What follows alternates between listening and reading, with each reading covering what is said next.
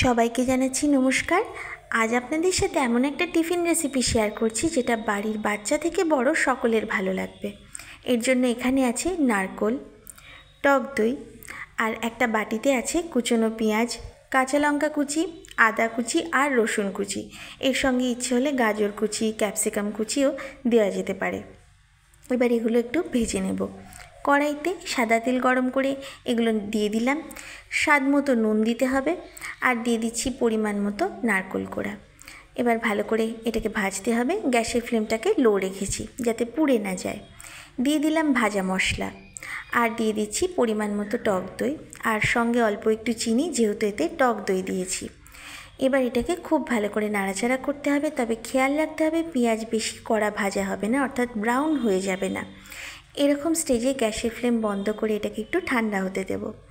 একটু পরে এটা পাউরুটির চারধারে এরমভাবে ছড়িয়ে দিতে হবে। বেশ ভর্তি করেই পুরটা দিচ্ছি। আপনারা ইচ্ছে হলে পাউরুটির চারধার কেটেও দিতে পারেন। আমরা এরমভাবে পাউরুটিটাকে দিয়েছি।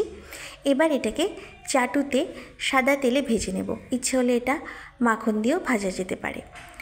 এইভাবে খুন্তি আর সাঁড়াশি দিয়ে ধীরে ধীরে চাপ দিচ্ছি। এটা স্যান্ডউইচ মেকারে তৈরি করতে পারেন বা মাইক্রোওয়েভেও গ্রিল করে নিতে পারেন, যেরকম আপনাদের সুবিধা হবে বা পছন্দ হবে। আমরা এটা চাটুতে তৈরি করছি। গ্যাসের ফ্লেম লো করে ধীরে ধীরে এটাকে ভাজতে হবে, যাতে ভেতর থেকে ক্রিস্পি হবে, বাইরে থেকে পুড়ে যাবে না, ঠিক এরকম গোল্ডেন কালার। আর একবার আপনাদের এটা দেখিয়ে দিচ্ছি।